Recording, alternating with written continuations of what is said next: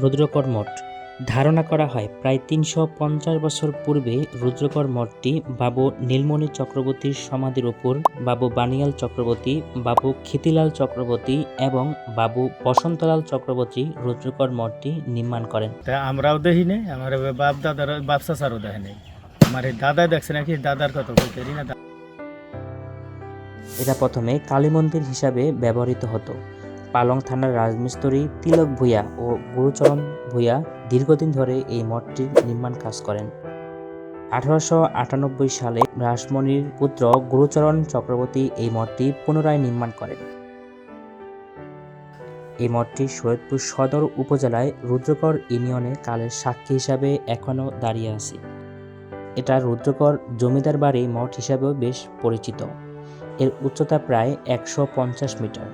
1975 সালে এই বংশের সর্বশেষ পুরুষ হীরালাল চক্রবর্তীর পুত্র প্রমোদলাল চক্রবর্তী ভারতে বসবাসের উদ্দেশ্যে দেশ ত্যাগ করার পূর্বে এই মঠটিতে জাঁকজমকভাবে কালী পূজা উদযাপিত হতো। এখানে ব্যবহৃত পাথরের তৈরি কালীমূর্তি আমেরিকার জাদুঘরে সংরক্ষিত আছে বলে ধারণা করা হয়। অবাক করার মতো বিষয় হলো স্বাধীনতা যুদ্ধের সময় পাক হানাদার বাহিনীটির মধ্যে থাকা মূল্যবান জিনিসপত্র লুট করে নিয়ে যায়। এই মঠটি একটি প্রাচীন নিদর্শন হওয়া সত্ত্বেও রক্ষণাবেক্ষণের অভাবে পরিত্যক্ত অবস্থায় পড়ে আছে। সরকার আইতে আছে, যাইতে আছে, কত মানুষ দেখতে আছে, অনেক মানুষ, হাজার হাজার মানুষ আহে দেখে, দেখতে যাইতে আছে, আইতে আছে, এই পর্যন্ত আমরা দেখতে আছি। আর কোনো কিছু দেখি না।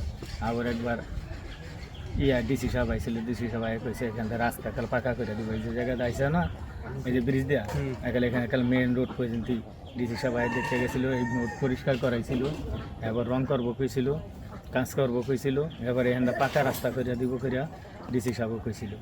এই আরও আমরা শুনছি আর 8-10 বছর আগে। এই মঠটি দেখতে অনেক জায়গা থেকে অনেক পর্যটক আসেন। তাই আপনারা যারা শরীয়তপুর আসবেন বা শরীয়তপুর আছেন তারা অবশ্যই এই মঠটি দেখে যাবেন।